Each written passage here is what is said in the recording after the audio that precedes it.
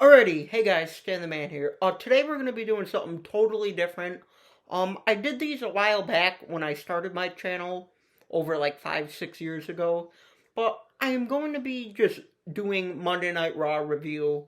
I'm pretty much gonna be trying to do the weekly shows reviews, such as Raw, Dynamite, and SmackDown. So, we're just going to go over the show, basically talk about what happened, how I rated certain stuff, and stuff like that. Now, I did mostly every segment in here, but like 30-second ones that didn't matter at all, or just quick stuff that didn't really make a difference to the show, I didn't really put on here. But overall, I put mostly everything on here. So, yeah, without any further ado, let's get right into this. So last night we start with Kevin Owens and Sami Zayn come out. Now, if you haven't seen, they made up and they pretty much said they're gonna take on the Bloodline together. So they're just talking about how they've been best friends for years and this and that. And then the Usos come out, basically say you guys have turned on each other your whole lives. We never have. Then they're kind of hyping up the crowd, like Kevin's like, you know, I think the fans are thinking what we're thinking. They ended up challenging them to WrestleMania. The Usos, they were kind of brawling with them on the mic. Then they had a little scruffle. They got in a little fight. But at the end, Roman Reigns, or excuse me, Kevin Owens and Sami Zayn stood tall. So then we kick off with the first match of the night. We have Austin Theory taking on Montez Ford. Of course, I thought this was a really good match to open the show. Montez Ford freaking doing his high flying shit. Austin Theory is always impressive to me when he's in the ring. Definitely got a lot of good strength, a lot of good moves. So overall, I just rated that a 3.5 star. I thought it was a really good way to start off the show. Really exciting. Afterwards, Theory just gets on the mic a little bit, saying Cena doesn't believe in him, but he will at WrestleMania. That he's going to defeat him at WrestleMania, basically. So yeah. So then we move on. There is the Bloodline backstage. Jimmy Uso's basically complaining that every time something happens to the Bloodline, he is getting yelled at. It's always his fault. And Roman Reigns pretty much said very rudely, like, yeah, well, you better make sure you win at WrestleMania to basically making it sound like you're going to be screwed if you don't win. So he excused everyone in the Bloodline except Jey Uso. So, we come back from commercial. Reigns has just been questioning, like, Jay, I've been begging Jimmy to find you, get you here. Pretty much saying, like, are you even part of the Bloodline anymore? And he's like, yeah, absolutely. And Reigns is like, alright, I believe you now. I love you, man. Thanks. He leaves the room, and Heyman asks Reigns, so did you find any answers? And Reigns is like, yep, found what I wanted. Alright, and then next we have Omos versus Ali. Now, before this, it was really cool. They were showing a video package of the stats of Brock Lesnar's achievements in WWE, in UFC, showing how big his hands are, just all his stats. Same with Omos. It was really cool video package, which ended up being better than the match. Omos took on Ali. The match went on maybe a minute, so I just gave it no rating. It was basically a squash match. So I don't know, there really wasn't anything to judge. So yeah. Next, we make it to Impulsive TV with Logan Paul. He's basically coming out, he's talking mad garbage about the crowd, saying no one will believe in him no matter what.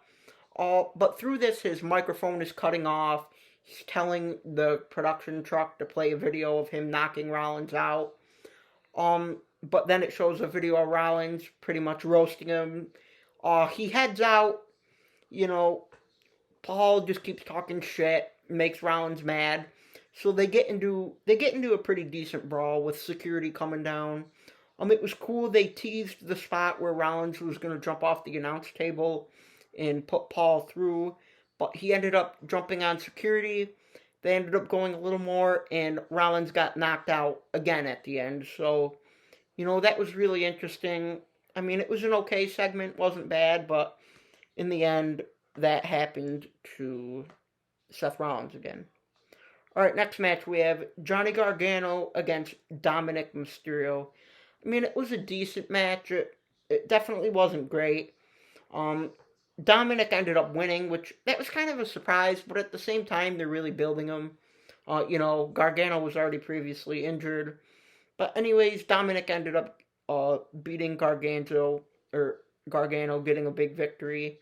After the match, Dominic gets on the mic and basically says, like, my family blocked me and this and that, and Dad, it's time we ask Mom to have a match and that. And he pretty much said to Ray, like, you don't have any balls to fight me, they're in Mom's purse, this and that. So, that was pretty funny, but I like that they're really building this rivalry up. I mean, they drafted Ray to SmackDown, Dominic was on Raw, then they drafted him back, so they're starting to feud again. But, yep, that was pretty cool. And then we had this really cool thing. It kind of gave me House of Black vibes with Aleister Black. Edge was just like in a dark room with candles, with his head floating. Kind of doing like a Judgment Day promo that he used to do when he was in Judgment Day. And he ended up challenging Demon Finn Balor, calling him out in Hell in a Cell. I think that's going to be great. It's going to be awesome, and I can't wait for that. Alright, next. This is a pretty lengthy segment. We have Rhea Ripley. Alright, she comes down, starts doing a promo, saying Charlotte isn't the face of women's wrestling, and has had no respect for any of the women's division, and is just keeping Rhea down, she's stating, and basically saying that Charlotte Flair is nothing without the WWE. So Damage Control ends up coming out saying they have respect for Ripley, but Bayley's like, why aren't you asking me for help? I'm the one that pinned Charlotte at WrestleMania several years ago. So, Rhea kind of took that the wrong way, and she ended up challenging Bayley to a match. It was crazy because Rhea was in street clothes. They ended up having a match, Rhea Ripley against Bayley. Overall, I thought it was a really good match. There was a lot of close calls. Something I thought was kind of weird, though, is I know they're trying to build Ripley into a big star, but Bayley did 2 Bayley to belly finisher moves, and she kicked out at 1. That's like no selling her finisher at all. Like, I thought that was kind of horrible to do, but Bayley came down with Damage Control, so her 2 people, Io Sky and sorry, I don't remember the other one. They were kind of causing distractions. So Becky Lynch, Lita, and Trish Stratus came out because they're feuding with Damage Control. They're going to have a match. So, there was that part where the 2 tag teams got in a fight outside, out of the ring. Ripley ended up hitting Riptide throughout all that distraction, and ended up getting the win over Bayley. I rated that 3 stars. I thought it was really good. Almost as good as the opening match. So, yeah, I gave it that. Next, we have Ricochet taking on Chad Gable. Now, again, this match was really good. It was definitely entertaining. But I did give it a 2-star just because, it's a match we don't really care about that much. I mean, it was definitely impressive, Ricochet's high flying and Chad Gable's amazing strength. But it just didn't really mean much of anything to me. So, yeah, I just gave it 2 stars. And then we move to our final match of the night. We have Asuka and Bianca Belair taking on Chelsea Green and Piper Niven. It wasn't really that great of a match. I gave it a 2-star because I will say Asuka and Belair looked absolutely amazing in it. But that's all it was. it wasn't really to be competitive. They were almost Chelsea Green and Piper Niven were kind of just jobbing for them to make them look good for their match. But Piper Niven also, like some of the running moves into the corner, like it was just awful. She was so slow where the Divas could have easily just moved out of the way. But I mean, I will say it made them look good. But anyways, they get the win, and Asuka ends up attacking Belair after the match. You know, kind of getting booed. Everyone was very quiet, because I could tell everybody was very shocked. It was pretty good. You know, you think about it, somebody needs to be the heel. They can't just go face and face. I mean, they can, but that's not going to really create that big of a story. So that's what it was. All right, and then finally we make it to the end of the show. Roman Reigns comes out with Solo Sikoa. He gave the Usos the night off. Um, he says, "Acknowledge me." He goes to say something, and Cody Rhodes comes out. He pretty much comes out and says, first of all, I'm not talking to Paul Heyman. I'm talking to Roman Reigns, so he needs to talk to me. Um, Rhodes basically said that I'm tired of everyone bringing up my family and my father. Like, he's not going to come down to the ring. My brother works somewhere else. Roman Reigns kind of roasted him and said, you didn't want to work Stardust, so you ran away. You made another wrestling promotion. You couldn't get over, so you ran away. And Reigns said, and then you're going to lose to me, and you're going to run away. So it was kind of cool. Reigns kind of gave him that to think about. But then Cody's like, yeah, but Roman, if you lose, think about what it means for you. You need to realize what losing is like again, and a whole bunch of stuff like that. Then, randomly, Cody's like, he yells at Sikoa, like, seen you eyeballing me the whole time. What are you going to do about it? After Cody basically said, what are you going to do when you lose? Reigns had gotten out of the ring, and so did Solo. And Cody's like, oh, so I see, Solo, you don't have what it takes.